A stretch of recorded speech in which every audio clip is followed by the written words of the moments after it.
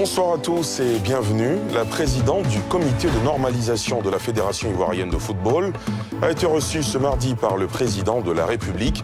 À un peu plus d'un mois de la fin de son mandat, Mariam Dao Gabala a fait le point de l'évolution de la situation du football ivoirien au président Alassane Ouattara. Dans la nuit d'hier à aujourd'hui, un incendie a ravagé le centre communal de dépistage du Covid-19 au Plateau. Sur le site de l'ex-Sorbonne, le drame aurait eu lieu ce mardi aux environs de 1h du matin. Le centre de test Covid a été entièrement calciné, tout le matériel parti en fumée. Pour l'instant, aucune information sur l'origine de l'incident. Et puis dans ce journal, on s'intéresse aussi à la faible moisson de la Côte d'Ivoire au FESPACO 2021. 2 distinctions sur une vingtaine de prix, une baisse de régime en termes de prix glanés cette année par un pays qui avait l'habitude de s'adjuger les talons d'or ou celui d'argent.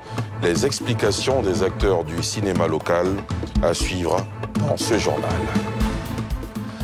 Le mandat de 1 an du comité de normalisation de la Fédération ivoirienne de football tire à sa fin. À près d'un mois de l'échéance, la présidente du CNFIF a été reçue ce mardi par le président de la République. Mariam Dao Gabala a fait le point de l'évolution de la situation du football ivoirien au président Alassane Ouattara. L'éclairage de Pierre-Di Pomelin. Dans un peu moins de 2 mois, le mandat du comité de normalisation de la FIF, conduit par Mariam Dao Gabala, prend fin. Reçue par le président de la République, Alassane Ouattara, Mariam Dao Gabala a fait le point de sa mission qui prendra fin en décembre avec l'élection tant attendue d'un président à la tête de la FIF. Il s'agissait aussi de plaider pour un appui financier en faveur de la Fédération ivoirienne de football qui traverse en ce moment des difficultés financières. Comme vous savez, notre mandat arrive théoriquement à la fin au 31 décembre. Il était important que nous puissions venir lui faire le point de notre mission et lui dire un peu les défis qui nous attendent. Mais le plus important, c'était aussi que nous puissions tous nous rassembler autour des éléphants qui vont livrer leurs 2 derniers matchs bientôt. Et pour les éléphants, nous savons que il y a toute une équipe technique qui les encadre. Et nous sommes venus porter aussi une doléance au président de la République pour qu'il puisse se pencher un peu sur les difficultés financières de la FIF en nous octroyant une petite subvention pour la prise en charge de cette équipe technique-là. Nommé par la FIFA le 14 janvier dernier, le comité de normalisation a pour mission de gérer les affaires courantes, réviser partiellement les statuts et le code électoral de la FIFA. Au bout de la mission, l'élection d'un président à la tête de la FIFA. 98 nouveaux engins roulants viennent renforcer le parc des forces armées ivoiriennes. À la faveur de la remise de ces équipements, le ministre d'État, ministre de la Défense, Téné Birahima Ouattara, a encouragé ces hommes à plus de détermination dans un contexte marqué par la lutte contre les bandes armées. Salif Yalekwe, Tanguy Conan. Ce mardi, place d'armes du groupement ministériel des moyens généraux du ministère de la Défense au Plateau. Ces véhicules, 98 au total, ont été mis à la disposition de l'armée ivoirienne par le ministre d'État, ministre de la Défense. Une occasion pour Téné Ibrahima de féliciter et encourager ces hommes dans leurs efforts de protection du territoire national. Cette attention du président de la République est motivée par votre engagement et votre résilience face aux ennemis et bandes armées de plus en plus perfides et de plus en plus complexes à identifier. En son nom, je voudrais vous féliciter pour votre professionnalisme et votre efficacité sous la conduite du général Doumbia et du général Apallo. J'aurai l'occasion de vous féliciter et de distinguer certains d'entre vous lors de la cérémonie de célébration de la traditionnelle fête patronale du groupement ministériel des moyens généraux qui aura lieu très bientôt au mois de décembre prochain. Un geste de la tutelle bien apprécié par les responsables de l'armée ivoirienne. Les présents véhicules tactiques de haute mobilité viendront renforcer le parc automobile des armées engagé en zone opérationnelle nord et dans les opérations frontières étanches et est et ouest en leur apportant une capacité supplémentaire d'environ 700 personnels, soit la valeur d'un bataillon organique. Quant aux véhicules de commandement, ils viennent affirmer l'autorité du chef dans l'exercice de ses fonctions, en lui conférant les attributs nécessaires à la charge qu'il exerce.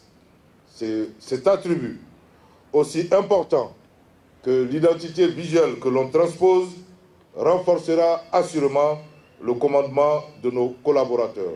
Ce sont 42 véhicules destinés à l'administration centrale et au commandement supérieur de la gendarmerie et 56 pour l'état-major général des armées. Le ministre de l'Équipement et de l'Entretien routier a effectué une visite aujourd'hui, une visite de contrôle des travaux de réhabilitation de l'axe Toumodi-Oumé, effectuée sur la base de la technique du pointe-à-temps, une technique intermédiaire entre le renforcement classique et la simple fermeture des nids de poules.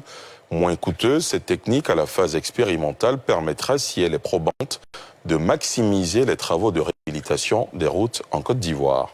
Les précisions de Nadia Edja et Fulgence Kissiedou. Axe Toumodi-Oumé. Sur ce linéaire de 60 km, il a été réalisé en 2019 des travaux de pointe-à-temps avec un tapis général de 5 cm de béton bitumeux. Contrairement au renforcement classique qui consiste en un retrait complet du bitume, avant d'installer plusieurs nouvelles couches, la technique du pointe-à-temps vise à boucher les nids de poules, puis ensuite à tirer un tapis de béton bitumeux. Encore à l'essai, elle permettra probablement de réhabiliter un plus vaste réseau routier grâce à son coût réduit. Avec près de 700 millions de kilomètres, je ne sais pas au bout de combien de temps les autres vont attendre. Alors qu'en choisissant cette option, pour 1,5 km, réalisé en renforcement classique, avec cette option, on peut faire 4 km. Bon, donc en faisant ça sur des routes, même si on peut tenir pendant 5 ans, ça permet à nos compatriotes donc de pouvoir circuler. Sur le chantier, le ministre a tenu à rassurer les populations sur le suivi effectif de cette phase expérimentale. Qu'ils soient rassurés, c'est une route qui est sous surveillance. Chaque fois qu'il va y avoir donc un trou qui va apparaître, 2 trous qui vont apparaître, on va venir donc systématiquement donc boucher ces trous-là. La route a été faite il y a 1 an, il y a moins de 1% de dégradation.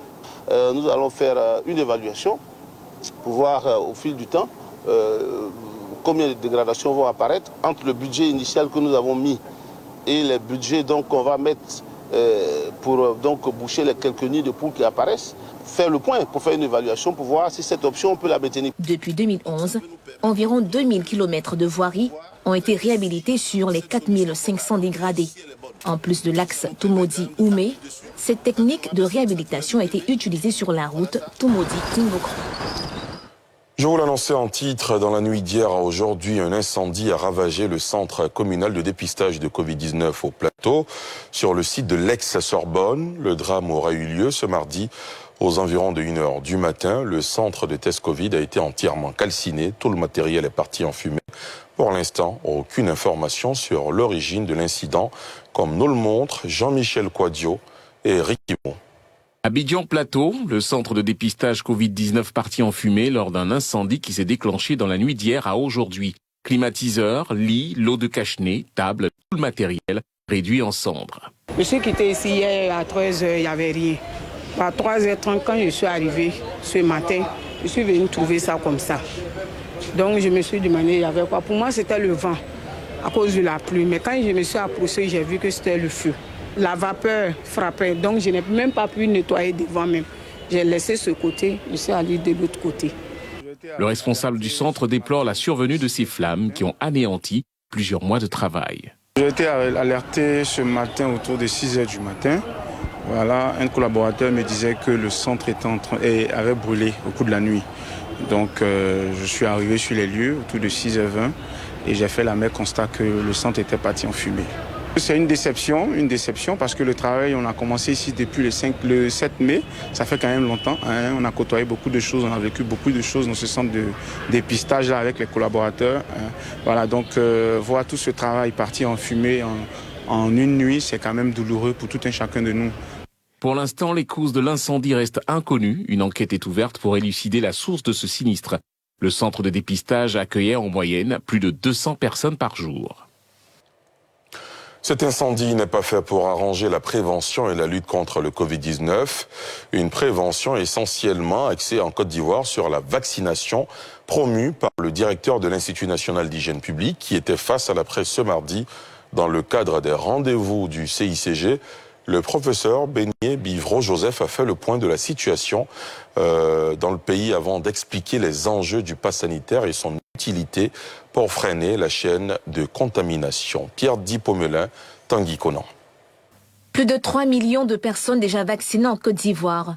Et pourtant, l'objectif de 70% de la population cible est loin d'être atteint. C'est ce qui ressort des explications de Beignet Bivro Joseph, invité du CICG, Centre d'information et de communication gouvernementale, dans le cadre de ses rendez-vous avec la presse dénommée Tout savoir sûr. À la date du 24 octobre 2021, on note 3 65 457 doses qui ont été administrées. À Abidjan, 41% de la population cible ont reçu au moins une dose, contre 15% au niveau national. En revanche, la couverture vaccinale, c'est-à-dire la proportion des personnes complètement vaccinées, n'est que de 6%. La vaccination contre la Covid-19 s'impose de plus en plus aussi bien aux personnes volontaires comme aux personnes réticentes avec les passes sanitaires pour les voyages et autres activités en lieu public. Beignet Bivro Joseph explique sa nécessité. Le pass sanitaire, c'est une application. Ailleurs, on dit que c'est un document qui donc donne la preuve, 1, que vous êtes complètement vacciné, il y a au moins une semaine. La deuxième possibilité, c'est que vous avez fait le test Covid, le test PCR qui est négatif, il y a moins de 3 jours, ou bien que vous avez fait le test antigénique, il y a moins de 2 jours. Deuxième possibilité. La troisième possibilité, c'est que vous avez fait la maladie et que vous êtes guéri il y a moins de 6 mois. Depuis mars dernier, le gouvernement a mis à la disposition des populations 5 699 470 doses de vaccins. À ce jour, 1 849 914 doses sont encore disponibles. Le directeur général de l'Institut national de l'hygiène publique a encore une fois invité les populations non vaccinées à se rendre dans les centres de vaccination pour recevoir leur première dose. Après Marcory, c'est dans la commune de Trècheville que l'AMUGA a déposé ses valises à travers son nouveau plan de stationnement et de circulation dans le Grand Abidjan. Démarré il y a quelques semaines, ce projet, bien accueilli par les autorités municipales et certains usagers, est cependant mal apprécié par d'autres citoyens, notamment des commerçants et chauffeurs de taxi qui disent ne plus faire de bonnes affaires. Un sujet de Brice Niawa et Mathurin Badet. Trècheville, aux avenues 8 et 16, tout comme dans les rues 12, 17 et 21, les véhicules vont désormais dans un sens unique. Le plan de stationnement de circulation de cette vieille commune a été modifié par l'autorité de la mobilité urbaine dans le Grand Abidjan afin de rendre fluide le déplacement des usagers. J'avais l'habitude de passer là quand je venais faire des achats où on vend des pièces de véhicules. Bon, aujourd'hui, ça m'étonne qu'ils ont mis un panneau pour dire qu'on doit faire les grands tours pour rentrer. En tout cas, c'est très bien pour la circulation. Actuellement, on est quitté au rond-point.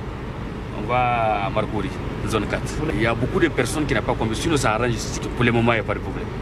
Un avis qui ne fait pas l'unanimité.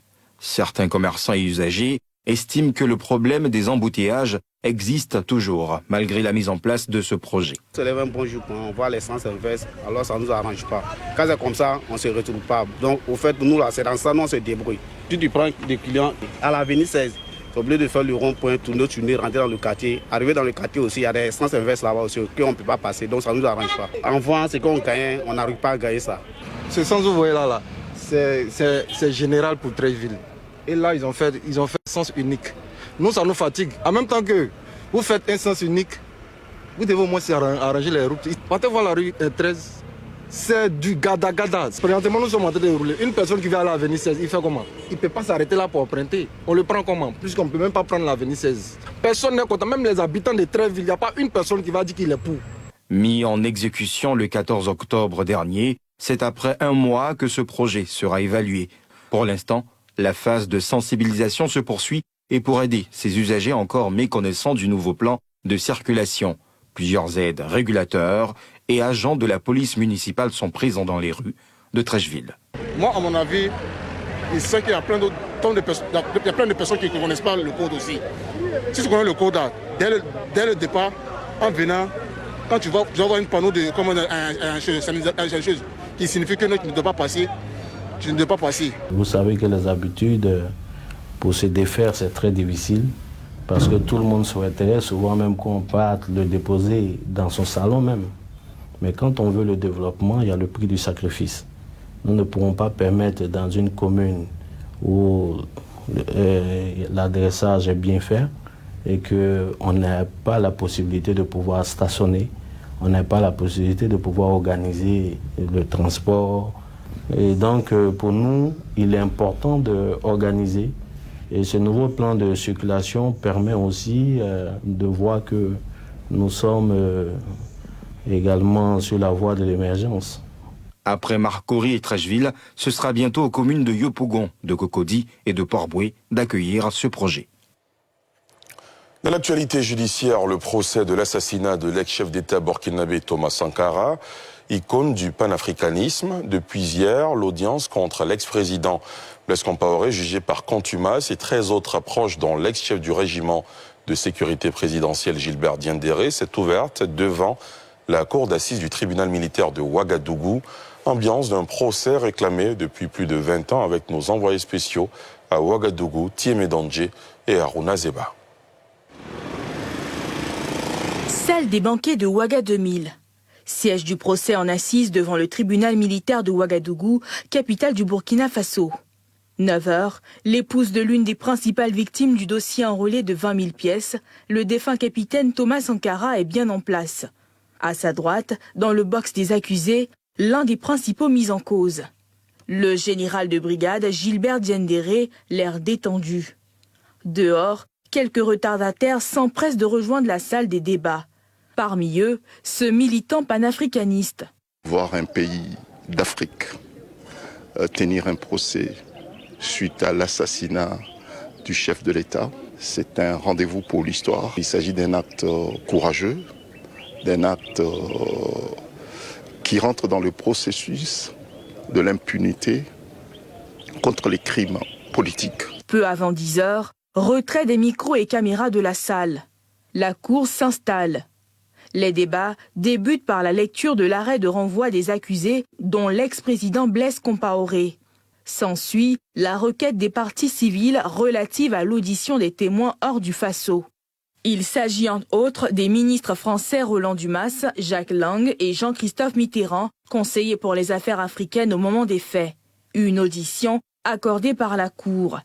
Une victoire avant le fond du dossier pour le conseil de Mariam Sankara. C'est la loi qui prévoit la possibilité d'entendre effectivement des témoins par visioconférence. Et on a des témoins qui sont d'un certain âge. Il y en a qui ont plus de 90 ans. Ce n'est pas évident de les faire déplacer de l'extérieur jusqu'au Burkina. Nous avons donc sollicité au tribunal la possibilité d'entendre nos témoins par visioconférence. Ça a été agréé, on est content pour ça. Le procureur militaire aussi avait dit que ce n'est pas sûr qu'ils aient des dispositions techniques pour le faire. Donc c'était un peu compliqué. Bon, si on devait se tirailler sur ça, je pense que le procès va être retardé encore. Et ça ne sera plus de la faute de la défense. Maintenant, le tribunal a rendu sa décision. On attend de voir comment toutes ces dispositions-là vont être mises en place pour qu'on puisse faire la vidéoconférence. Ce procès intervient dans un contexte pré-réconciliation nationale. Sa tenue, 34 ans après les faits, est diversement appréciée. Ce procès peut apporter quand même la vérité que le peuple attend. Parce que pour nous, après ce procès, il faudrait penser à aller de l'avant. Et ce procès est le lieu de faire table rase et de regarder droit vers l'avenir de Burkina. Je suis là pour la justice d'abord, avant pardon, avant réconciliation. Blaise dit la vérité, d'ici demain ou bien un mois, là, on peut laisser Blaise. La réconciliation est égratignée. Nous ne sommes pas contre le fait d'échapper à la justice. Nous ne voulons pas que quelqu'un échappe à la justice. Mais nous disons que la justice elle-même doit être définie, doit être reconnue, et cela dans le cadre d'une réconciliation nationale. La journée de ce mardi 26 octobre a été consacrée à l'audition à la barre des accusés. Parmi les 14 inculpés, 2 manquaient l'appel. L'adjudant-chef Hyacinthe Kafando, soupçonné d'être le chef du commando qui avait assassiné Thomas Sankara en fuite, et l'ex-président Blaise Compaoré. Jugé par contumace, ses avocats dénoncent un simulacre de procès devant un tribunal d'exception.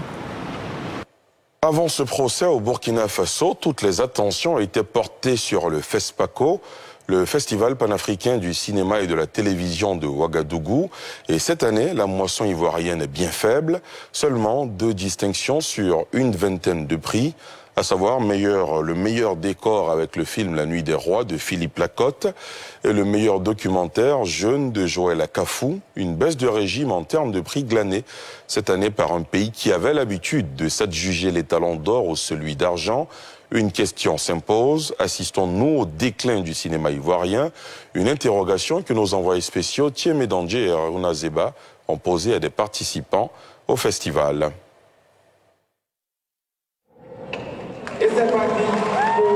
Par ce coup de clap, le président du Faso, le 17 octobre dernier, ouvrait le rideau sur la 27e biennale du 7e art en Afrique. En compétition, 17 longs métrages de réalisateurs de plusieurs pays, dont la Côte d'Ivoire, qui affichent un fort optimisme à l'ouverture de la messe du cinéma panafricain. Comme chaque année, on vient gonfler à bloc. On veut partir avec les talents. Donc, on espère que ça va être ça. Fort malheureusement, à l'arrivée, aucune des distinctions majeures de l'étalon du Yenenga 2021. La Côte d'Ivoire se retrouve sur le podium cette édition du FESPACO, Festival panafricain du cinéma et de la télévision de Ouagadougou, avec seulement le prix du meilleur décor avec le film La Nuit des Rois, un long métrage du réalisateur Philippe Lacotte, et celui de meilleur documentaire réalisé par Joël Akafou. Une méforme du cinéma ivoirien à ce grand rendez-vous culturel diversement apprécié. On a eu aussi dans les prix spéciaux Les Trois Lascars, qui est un film franco-ivoiro-burkinabé, qui a eu un prix spécial, le prix de l'intégration et de la CEDEAO. Ça fait un petit peu. Après, vu le contexte sanitaire, il n'y a pas eu beaucoup de production en Côte d'Ivoire. Et nulle part d'ailleurs. C'est vrai, on est habitué au premier rôle, mais tout dépend des contextes. Je pense qu'il faut quand même saluer le fait qu'on ait pu proposer quelque chose malgré l'urgence. Un FESPACO, il se prépare en amont, il se prépare avec l'État qui envoie ces cinéastes compétir à l'international. Le FESPACO pour nous, cinéastes, c'est comme la Coupe d'Afrique des Nations. Voyez? Donc de la même façon dont on met à l'aise les éléphants, footballeurs et handballeurs et autres, c'est de la même façon on doit préparer une équipe qui va défendre les couleurs de la Côte d'Ivoire au FESPACO. Tant qu'on ne fera pas cela, il ne faut pas s'attendre à une grosse moisson. Quand on arrive d'un festival et qu'on n'a pas reçu les prix qu'il faut, je veux dire qu'on n'a pas reçu tout ce qu'il faut comme reconnaissance globale pour ce festival-là, ça doit nous envoyer à travailler de plus. On a besoin des soutiens du gouvernement. C'est super important, il faut le soutien du gouvernement. Je ne le dis pas parce qu'on est en train de tendre la main. C'est juste de créer l'environnement en fait, pour que l'environnement économique puisse accompagner en fait, l'environnement technique et artistique en fait, que tous ceux qui sont dans ce milieu-là sont en train de gérer au quotidien. La moisson est également faible pour le pays hôte. Une contre-performance reconnue par son président qui prévoit une hausse de l'appui de l'État aux acteurs du milieu. La plus prestigieuse distinction, les Talents d'Or du Yenenga 2021, a été remportée par le réalisateur somalien Ahmed Kadar avec son film La femme du fossoyeur. Le Burkina Faso, quoique confronté à une crise sanitaire et sécuritaire en lien avec les attaques terroristes, est parvenu à organiser un spectacle riche en couleurs et en sons. Un délice pour les amoureux du 7e art venus de différentes contrées d'Afrique et du monde.